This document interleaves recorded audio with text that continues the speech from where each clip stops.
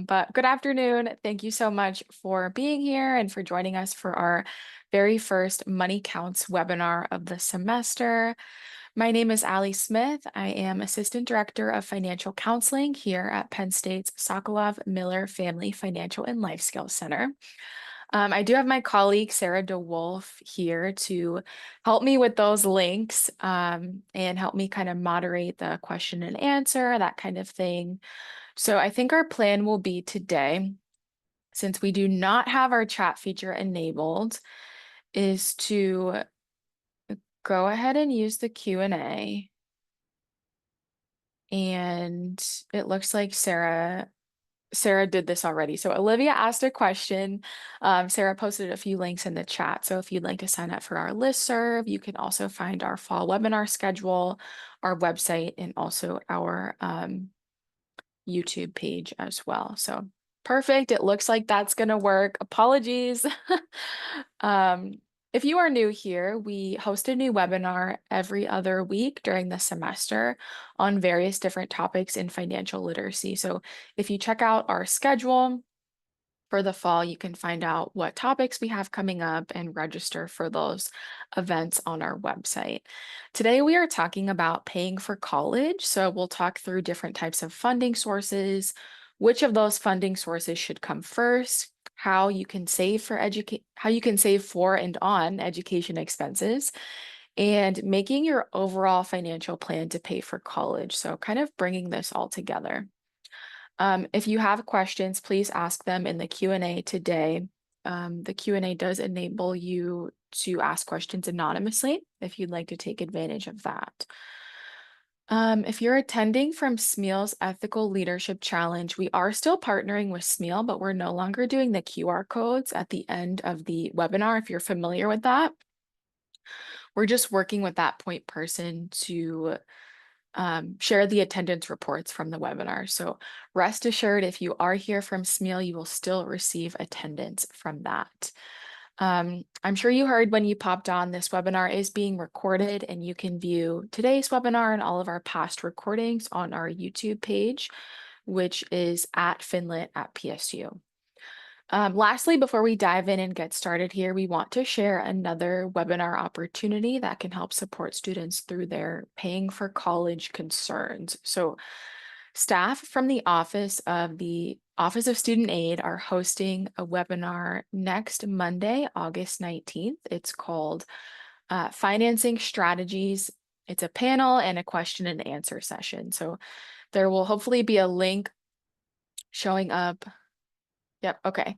So I think Sarah will be able to just post all of those links under Olivia's question, which is perfect. So that next link there is registration for that panel. If you have more questions after today and would like some additional support directly from the Office of Student Aid, please register and attend that session next week. So I looked at the registration report beforehand. It looks like we have a lot of Penn State parents attending today, undergraduates, staff, and even some graduate students. So really big thank you to everyone who is here today to learn more about how to pay for college, especially you students. As a student, it's especially important to understand how you're paying for or how you're financing college. And I always tell students that I work with, if a parent or family member has kind of taken on this job for you of getting your semesterly bill taken care of each semester, and you're not really sure how or why it happens, the very first thing you need to do is have a conversation with them to really get an understanding of how is college being paid for. Are you using loans, or do you have scholarships, or maybe the Pell Grant? Are they paying out of pocket? If you are using loans, how much are you taking out each semester? Who is this money coming from, and how does it need to be repaid? And if these questions are kind of making your head spin, that's okay. We're going to talk about all of these things today. So you'll really leave here hopefully being able to better answer these questions for yourself and be better prepared to have those conversations with the people who are helping you navigate paying for college. So we can't talk about paying for college without really exploring the why behind going to college. So, why invest in higher education? Why go to college in the first place? If you are a student who's attending college or planning to attend college, I would encourage you to take a quick minute to grab a pen and a piece of paper, or even make a note on your phone that is your why behind going to college. And, feel free to share it. You have to share it in the Q&A, but feel free to share it if you want. That's not required. Um, but I do want you to take a minute to just think about that. What is your why? I think the most obvious reason to go to college is to get the job you want or to embark on the career journey that you want. But also, research shows that folks with college degrees experience increased job security and satisfaction, a greater ability to pursue their passions and interests, access to a larger network, and also experience increased health outcomes. And there are many reasons tends to correlate with better health. Those with college degrees have typically greater access to health insurance, which can lead to more preventative screenings and better, more frequent care. And then also the higher salaries that often accompany those college degrees can also lead to safer housing and higher access to healthy foods. So, as we talk about paying for college today, I encourage you to remember your why, whatever it is. Hopefully, you wrote it down and it's sitting in front of you in your site here. So, we do know that college graduates have more earning potential on average than people with less education. This chart shows the average lifetime earnings of folks with less than a high school education, all the way up to a professional degree. So notice this trend upwards here. Getting a good paying job, I think, is one of the top reasons why most people go to college, and a college degree tends to offer some long-term stability also. So, students, I'd really encourage you to think about your career goals, what degree or education is required to pursue that career, and also estimate starting salaries in that field that you are hoping to go into. Figuring out your future earning potential based on your degree path and this education path you're hoping to take is really an essential step to figuring out your overall college financial plan, which we will wrap up today's presentation by talking about. You can actually take a minute or so to explore this now. So this QR code will take you to the We Earn PSU website, which shows you the actual average salaries for graduates in different degree programs. We'll also throw a link into the Q&A. If you'd rather use your computer to explore this, it might be a little easier actually on your computer. But when you get there, you can click either the national data or just the Pennsylvania data, and then just take a minute to play around with this. And if you can find the average salary from your degree program, go ahead and take a look at that.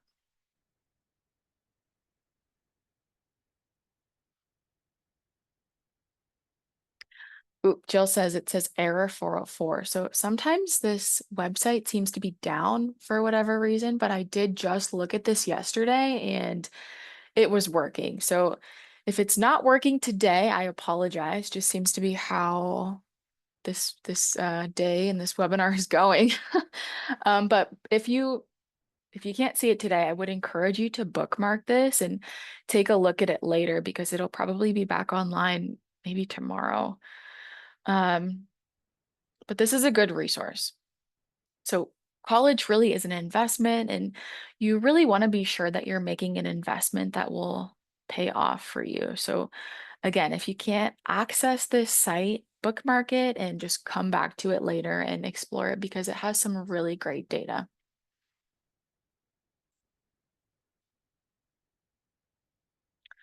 So when we talk about college being an investment, one piece of that is, of course, your earning potential when you graduate. And the other piece of that is the cost of the investment itself. So you'll need to figure out how much college will cost you, and that's per semester, per year, and also in total. The price that you pay for college will depend on a number of factors, including whether you're paying in-state or out-of-state tuition, whether you're living on campus or off campus, or maybe you're studying in World Campus and you're living at home with family. It also depends on whether you're at a Commonwealth campus or University Park, of course. And then major and upper division credits cost more than your lower division credits. So it also depends on where you're at in your educational journey. You can use something like Penn State's net price calculator to get an estimate of what your net price for college is.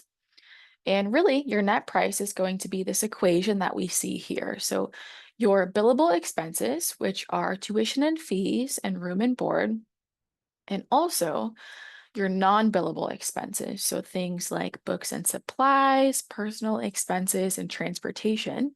And then you'll take all of that, billable plus non-billable, minus your financial aid. So your net cost is how much you'll need to come up with, or kind of the gap that you'll need to fill with things like personal funds or student loans. We will talk more about all of this, especially the financial aid piece, but keep this awareness in mind of what is my net cost? What is this gap that I'm going to need to fill?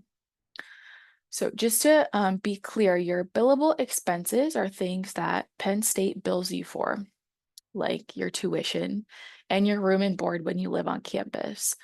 Your non-billable expenses are things that you pay for outside of Penn State's billing system. So if you live off campus, room and board becomes a non-billable expense, right? You're paying that separately from Penn State. And both billable and non-billable expenses can be covered by financial aid. So there are a few different buckets you can use to pay for college expenses. Some of these are considered to be a part of your financial aid package and some are not. Generally speaking, you do want to use financial aid before filling in gaps with other funding sources. So remember, financial aid is part of this net price calculation, and it's your expenses minus your financial aid. That is your net cost to be covered with other sources. So federal work study, grants and scholarships, and federal student loans are all forms of financial aid. And then your funding sources can be categorized in three different ways. So these buckets: saved or earned money, free money, and borrowed money. And we'll talk through each of these buckets today. But first, a quick explanation of what is financial aid. So to put it simply, financial aid is federal, state, or institutional funding that is managed and dispersed by the university's Office of Student Aid. So the money itself comes from the federal or the state government or the university, and the Office of Student Aid manages and disperses that money out to students. Your very first step in accessing financial aid money is to fill out the FAFSA. This is the free application for federal student aid. You'll need to fill out the FAFSA each and every year to get your financial aid money. And just to be super clear here, every single student should be filling out the FAFSA every single year, even if you aren't planning to take any student loans. This is because many scholarships use the information that you submit on the FAFSA for their awarding decision. So that means no FAFSA on file, no scholarship, right? We'll talk about this shortly, but scholarships are free money, and you definitely don't want to lose out on any free money that you would have otherwise been offered. So be sure to always fill out that FAFSA. Also on the screen here is the Office of Student Aid's contact information. Sometimes they do share out scholarship opportunities on their social media platforms. So we've got their Instagram and their X handle listed here. So if you use social media, go ahead and give them a follow. You might be able to score a scholarship if you're paying attention.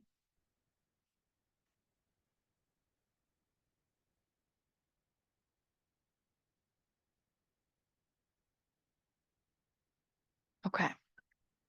Taking a quick second to look at some of our questions here. We can email the PowerPoint slide deck since we have you guys' registration emails.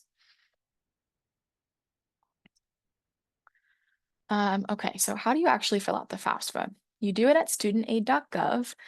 This is the government's website for managing federal financial aid. The financial aid process is somewhat cyclical. It starts and it also ends at studentaid.gov. So before college, you'll create your FSA ID with student aid, and this is basically your login for studentaid.gov. Then you want to complete your FAFSA. The FAFSA opens every year in October for the following fall. So the 25-26 FAFSA will be opening in just a few months. It's recommended to fill out the FAFSA as close to its opening date in October as you can because some aid is first come, first serve. Quick note here that, as most of you probably know, the FAFSA did not open last October for this fall. Things were delayed until like December, January, and that delay has caused many issues for students figuring out their financial aid for this school year. So rest assured, it will be back to normal starting this cycle in this October. So you'll need to accept your aid each year. Your financial aid awards will be automatically applied to your semester bill and those billable expenses through your LionPath account. And then you'll also need to be aware of and maintain satisfactory academic progress to keep your financial aid. So to maintain satisfactory academic progress, or SAP, you need to pass and finish at least 67%, I'm sorry, 67% of the classes that you start. And you'll also need to keep your GPA above a 2.0. So each year you'll need to do these things within this cycle. You'll need to complete your FAFSA, accept your aid and pay your bills, and also maintain your satisfactory academic progress. Then when you've graduated from college, you've also kind of graduated from this cycle. And then, yay, you'll begin to repay your student loans. And you'll also work with studentaid.gov to begin that process as well. So your federal aid journey and your paying for college journey really begins and ends with student aid. So you want to become very familiar with this website. Okay, back to our funding sources here. Let's look a little bit closer at these, starting with the best kind, which is our free money. So free money is money that you may get to help you pay for your education that does not need to be repaid. There are two kinds of free money that you might get access to: grants and scholarships. Grants are awarded based on financial need. They typically come from the federal government or from the state.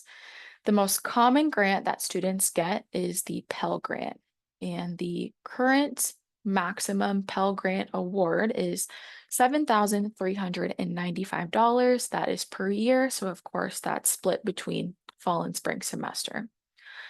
A student can receive the Pell Grant for up to 12 semesters, excluding graduate school. And other grants that you may be considered for, depending on your financial need and your degree program, are the FSEOG grant and the TEACH grant. And Sarah will throw those links to learn more about either of those in our link section here.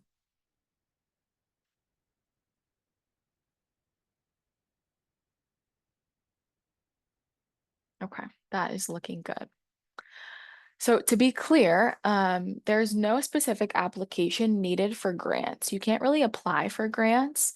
You fill out the FAFSA to apply for grants, and the information on the FAFSA is going to determine whether you're eligible for grants or not. Next, we have scholarships. Scholarships are also free money. Scholarships can be awarded based on financial need or merit or even other factors. When applying for scholarships, submission deadlines are important, so you want to be sure to pay attention to those if you're applying for lots of scholarships and planning on financing your education with some scholarships. Scholarships can be offered by colleges, both at the institutional level and the academic college level, and many organizations and companies also offer scholarships. To look for scholarships, you can check out websites like fastweb.com, collegeboard.org, or the US Department of Labor site. So, scholarship funding can come from many sources and it will vary depending on what you are studying, but it is important to keep in mind that this process is kind of decentralized and you'll often have to apply in several different places to successfully get those scholarships. Also, applying for scholarships does take some time. Excuse me. Applying for scholarships does take some time. And to really maximize the time that you spend applying for scholarships and get as much money as you can out of that time that you're spending applying for scholarships, there's an order that you can follow that really just makes sense. So you want to start by filling out the FAFSA, of course. So like grants, some scholarships may be awarded automatically based on information in the FAFSA. In any case, as I mentioned earlier, you'll want to fill out the FAFSA because many scholarships are going to use the information that you submit in their awarding decisions also. So no FAFSA, no scholarship, right? You will then be considered for institutional scholarships from Penn State when you complete the FAFSA. From here, the ball kind of falls into your court. You can apply for scholarships within Penn State from university departments, your academic college, and other sources. So when you begin to apply for scholarships, you should start with these sources within Penn State. You should start with your Penn State scholarships. From my experience in, closely working with students and their finances, students seem to get the most money from their academic colleges. So each college has its own scholarship page and its own process, and you can go to yours and apply for any that you're eligible for. On Penn State's main scholarship page, which should be linked, if you scroll down the page to the heading that says Scholarship Opportunities for All Students, you'll see a list there. And I would encourage you to kind of go through that list and apply for any of those that you're eligible for, but pay special attention to those academic college scholarships. And of course, be sure to check back each semester because applying for scholarships is an ongoing process if you want to keep getting that money. And then you'll want to be sure to apply for any Penn State scholarships that you are eligible for before moving on to these external scholarships. So sites that we shared earlier, like fastweb.com, collegeboard.org, and the US Department of Labor site, are all good examples of external scholarship sources. And remember, you want to use your Penn State scholarships, apply for your Penn State scholarships before moving on to these external sources. But this is a snippet of what FastWeb looks like. Notice all the options here. When applying for external scholarships, I always encourage students to think about what makes them unique as a student. There are some great examples of things that you can be thinking about right here, and they're actually super convenient on FastWeb. You can just say, oh, I'm a college freshman. Let me click that one. Or, I am an adopted student. Let me click that one. So think about the things that make you unique as a student and use that as grounds for your external scholarship search. Okay, so you want to be sure to take advantage of your free money first. So all of those grants and scholarships that you can get access to. And then you might think about saved money. So money that you or your family has saved and earmarked for your education. So maybe you worked in high school or over the summer to save up for college, or maybe your parents have been saving for your education.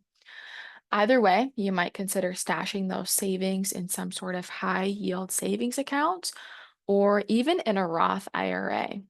Your Roth contributions can be withdrawn anytime without penalty. So specifically those contributions. And then your earnings can be withdrawn and used for qualified education expenses. However, any earnings will be considered as taxable income. So that is something to think about.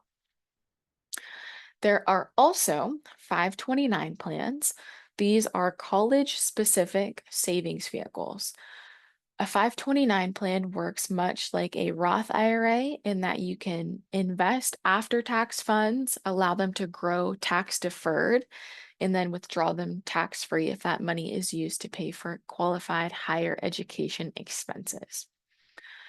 So, with a 529 plan, earnings are tax free, so there is no state or federal taxes assessed to earnings on these qualified withdrawals for your qualified higher education expenses.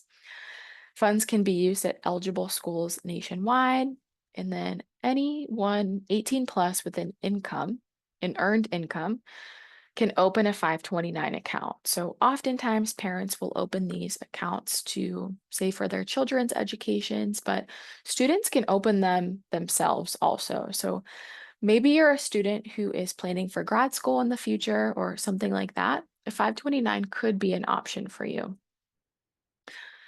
There are two types of 529 plans. There is the 529 Guaranteed Savings Plan, or the GSP, and then there's also the 529 Investment Plan, or the IP.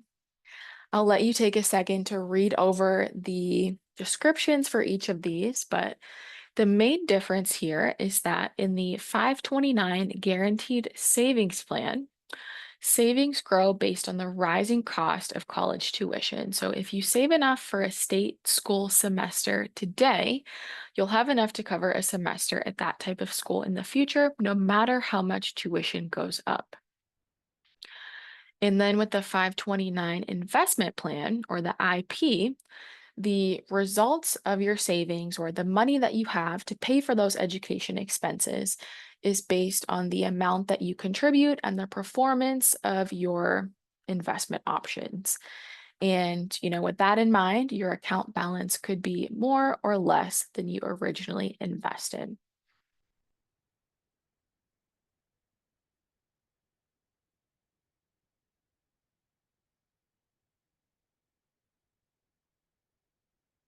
Can you guys hear? Um, Guessing no. Okay. This is a super short video anyway, and it basically just goes over what I already said. So I'm actually just going to skip it. Um, okay, so we talked about free money and we talked about saved money. Next, we'll focus on earned money. So first, there is federal work study, which offers part-time jobs for students with financial need. So as with a lot of the other things we talked about today, the information on your FAFSA will determine if you're eligible for work study. If you are a student who's interested in being considered for work study, be sure to check that box, I'm interested in work study, when you fill out the FAFSA. Checking that box does not mean that you have to accept work study. It just makes it an option for you if you're eligible. Through federal work study, you can earn funds for college through your paycheck, much like any other on-campus job that you'd get. The only real difference is on your end as a student, the only real difference is that FICA taxes are exempt when you're enrolled in 6 or more credit hours or working on campus. Even if you are not eligible for work study, getting a job on or off campus is a great way to earn money to help you cover those college expenses. Teaching, graduate, and research assistantships also offer money for college expenses, but who is eligible for those will vary. So most times undergraduate students are not going to be eligible for things like teaching assistantships, GA-ships, or research assistantships, but many times graduate students, depending on their field of study, are eligible for these things. There is also It's worth mentioning the staff independent tuition discount here at Penn State. So, if your parent works here at Penn State, you'll receive a 75% tuition discount, which is certainly helpful, right? This is also true for Penn State spouses, although I believe that this discount, the 75% off, is taxed as income for Penn State spouses. Okay, moving on to borrowed money. And I want you to notice how we've went through all of those other sources first. So we talked about free money, we talked about saved money and earned money, and now we're talking about borrowed money. So you really want to be sure to exhaust all of those other sources first. Spend the time applying for the scholarships. Save your money from your summer job to help you cover your expenses. And work in school if you can swing it academically. The goal, really, when we're talking about borrowed money, is to borrow as little as possible.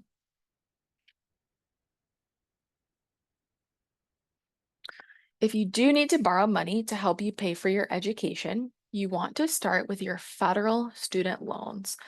These are government issued loans, so they generally have lower interest rates. They don't require a credit check of any kind to obtain, and they're eligible for loan forgiveness and income-driven repayment plans. Filling out the FAFSA each year is what gives you access to your federal student loans. There are subsidized and unsubsidized federal student loans, and the subsidized loans are offered based on financial needs. So again, info on your FAFSA, right? The real difference here is that subsidized loans don't accrue interest while you are enrolled in school at least half time. So for any subsidized federal student loans that you have, you owe the same amount when you graduate as what you borrowed originally. On the other hand, unsubsidized loans do accrue interest while you are in school.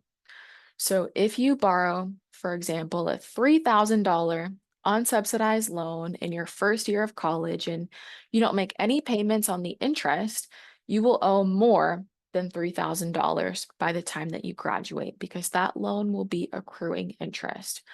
So it's really important to be able to differentiate between which types of loans that you're offered. Are they subsidized or unsubsidized, or do you have a mix of both? Oftentimes, most students will have a mix of both. It's also important to note with federal student loans that there are some limitations on how much you can borrow per year in the form of your federal student loan. So for the first year, the annual loan limit is $5,500. For the second year, it's $6,500. And for the third year and beyond, it's $7,500. And of course, that amount is split between fall semester and spring semester. If you borrow the maximum amount for your federal student loan, so the $5,500, $6,500, or $7,500, depending on your year, and you still have money that can't be covered by free money, earned money, or saved money, you may need to look into filling the gap, if there is a gap, with private student loans. So private student loans are issued by a private lender like a bank. They generally have higher interest rates than the federal student loans. There are no options for subsidized loans in the private student loan category. So those are all going to be unsubsidized. They're going to be accruing interest immediately after you take them out. They do require a credit check. So most times undergraduate students who are applying for private student loans are going to want to have a cosigner. And private student loans do not typically offer loan forgiveness or income-driven repayment plans. So just kind of going through these two, federal student loans are much more flexible with their repayment options and there's no credit check, right? So you always, always, always want to start with your federal student loans. One other option, besides the private loan that might help you fill a gap if you need to, is the Parent Plus loan. So this is a federal loan which goes into the parent's name to help their student pay for their education. So we will put a link in the chat to learn a little bit more about Parent Plus loans. But oftentimes when students have a gap to fill, they are after, they've exhausted all other sources, including their federal student loans, they're kind of thinking about using private student loans or Parent Plus loans and which option is going to be best for them. So to figure out how much you might need to borrow or what sort of gap you may need to fill in financing your education, you should review your award package in LionPath, and it's under your financial aid award summary, and it'll look something like this. This is a slightly blurry, but it gets the point across. So up at the top, you've got your billable expenses. So for a student living on campus, things like tuition and fees and room and meals are going to be on there. And then under your estimated financial aid, you'll have all of the financial aid that you're getting. So your free money, your grants and scholarships, and also your federal student loans are going to show up here. So you've got your estimated billable expenses and your estimated financial aid. And then at the bottom, you'll see if there's a gap that needs to be covered that hasn't been covered by your financial aid. So when you're looking at your financial aid, you want to take note of what types of federal loans you've been offered. Do you have subsidized loans or unsubsidized loans or both? And then take a look at the number at the bottom here. So if you have a total at the bottom, that's not a negative number. This is an estimate of what you can expect to pay out of pocket or with a private loan or a Parent Plus loan. This calculation here is only including those billable expenses. So if you also need to cover non-billable expenses, maybe you're living off campus, so your housing cost isn't being billed to Penn State, or maybe you're thinking about things like books or supplies, you'll need to account for that too. And you can use your financial aid to pay for those non-billable expenses also. So again, this number at the bottom is an estimate of what you can expect to pay out of pocket or with like a gap filling loan, like the Parent Plus loan or a private loan. So your financial aid summary, what we just looked at, will show a good breakdown of grants, scholarships, and loans, including your breakdown of subsidized and unsubsidized loans. It's important to know your interest rates of the loans that you're borrowing. So undergraduate loans typically have lower interest rates. What we see on the screen here is the current interest rates for the 24-25 academic year. So note that direct subsidized and direct unsubsidized loans are at 6.53% this year. So any loans that you borrowed this year at that rate will be fixed for the life of the loan. And also to note, these did go up from last academic year. So just take a quick minute to look over these rates for the different types of federal student loans for this upcoming year, the 24-25 academic year.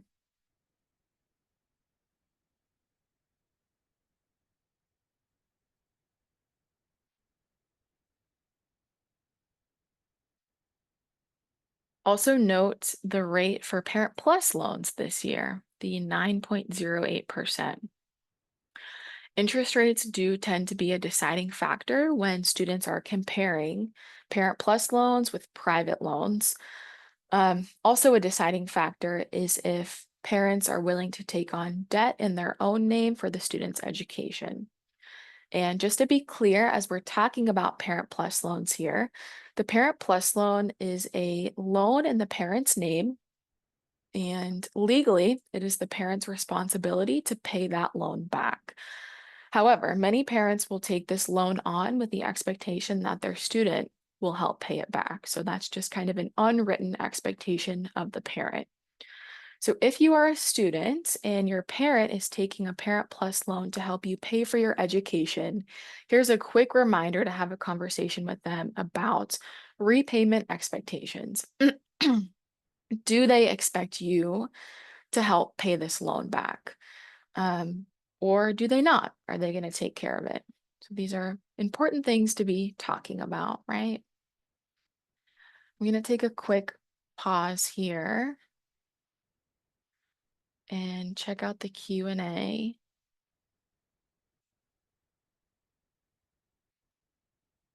Oh, thanks, Sarah, for all these links. They look great.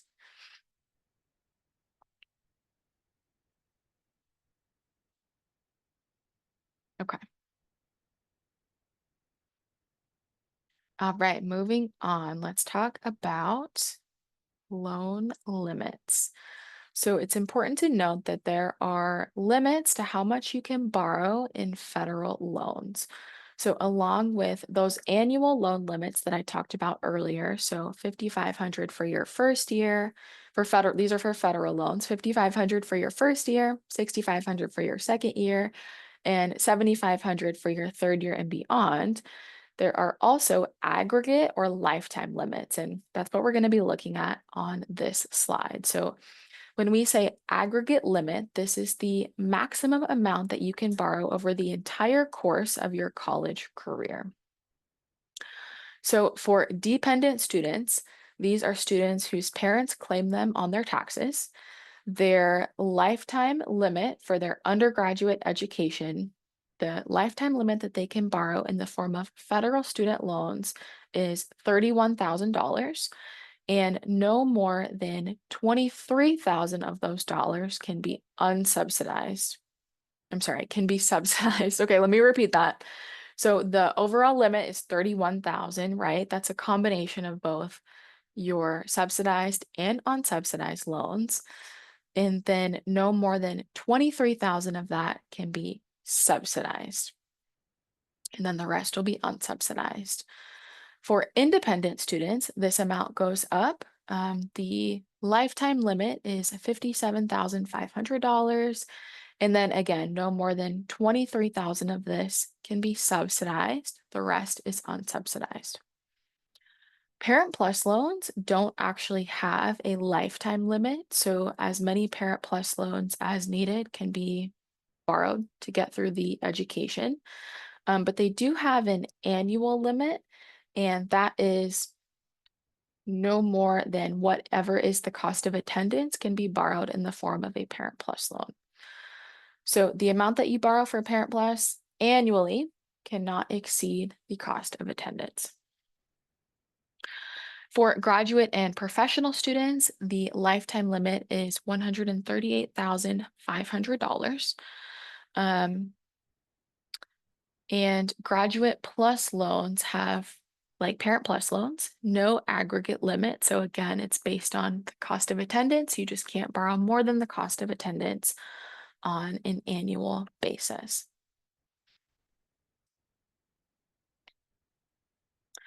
Okay, so as we begin to sort of wrap things together here, we want to leave you with some tips on how you might save some money on the cost of your education. First, the most important thing is that you graduate. If you are taking on student loans and you don't graduate, you'll have debt with nothing to show for it, right? So that is the first most important thing.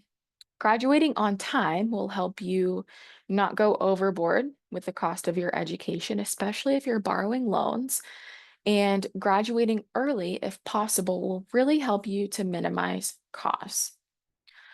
So maybe you take some extra classes here and there to graduate a semester or maybe even a year early. For you out-of-state students who pay more to be here, graduating even a semester early will really save you a ton of money. For anyone hoping or planning to graduate early, this could look like, planning your coursework carefully with your academic advisor, meeting frequently, making sure that you're on track, and also taking more than 12 credits per semester where possible. It costs the same to take 12, 15, or 18 credits per semester. So if you can swing it academically, taking more credits is a great way to save some money and potentially graduate early. Again, this is going to take some planning and coordinating with your academic advisor, right?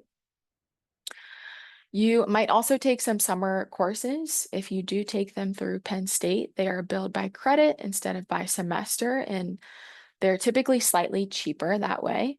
But there's also the option to take summer classes through a local to you community college for cheaper and transfer them in to Penn State. And then, of course, you want to be sure that you are keeping yourself on track with your degree program and making sure you're not missing any of those prerequisites that are offered to you on only a yearly basis.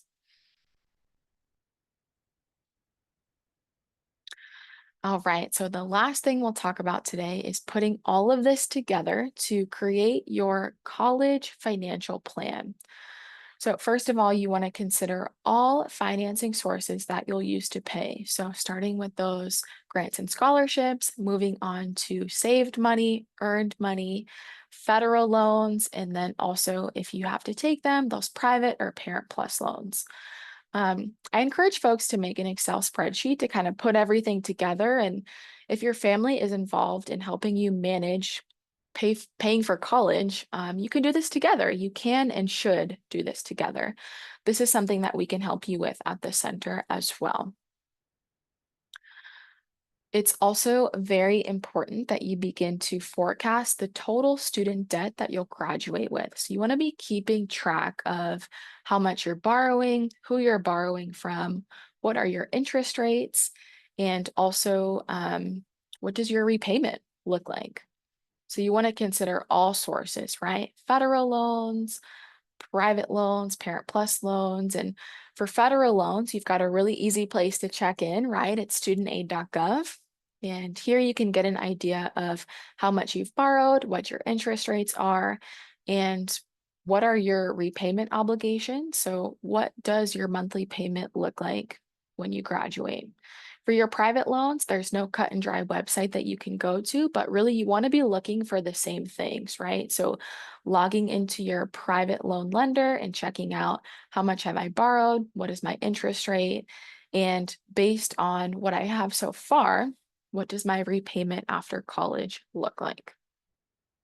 And then, of course, I said this already, but for your Parent Plus loans, if you have them or your parents have them, rather, the same thing. Are your parents expecting you to help pay those back, or what is that going to look like post graduation? You really want to begin to figure these things out now. The absolute worst thing that you can do is borrow and borrow all this money kind of blindly and ignore it until you graduate. Every semester that you borrow money, you should really be checking in on these things and updating what is my monthly payment obligation when I graduate so that you're not blindsided upon finishing your education. And then another important thing to think about here is, what is my career goal, or what do I want my career to look like? So, what is the starting salary in the field that you plan to enter? And how does that starting salary measure up against your projected loan payments that you've been calculating and keeping on top of? You can begin to do salary research on sites like We Earn PSU once it's working again. Also, salary.com, Bureau of Labor Statistics are also good resources for doing that research. If you are into that research and you're figuring out that your monthly loan payments are going to be a little bit high for your starting salary, you might want to consider some of those cost saving strategies that I mentioned on the last slide. So, graduating early would be a great one, a great way to save some money, but you have to figure that out early in your career, right? So that's why it's really important, if you're a first year student or going into your first year, or if you're early on in your college career, that you are sitting down and figuring some of these things out now so that you'll have a financially comfortable life post graduation. So also, we are here to help. If you need some assistance creating your financial plan, or you have questions and you're not sure where to find things, I do encourage you to schedule a one-on-one coaching session with us. Okay, so as we wrap up here, it looks like we will have a little bit of time for questions, which is great. But I just want to give a quick plug of some of the other programs that we offer. These programs are all free to Penn State students.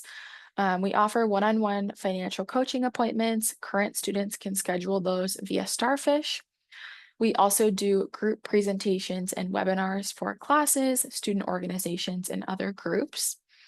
We have self-study modules in Canvas. Those are open to the public, so anyone can access those.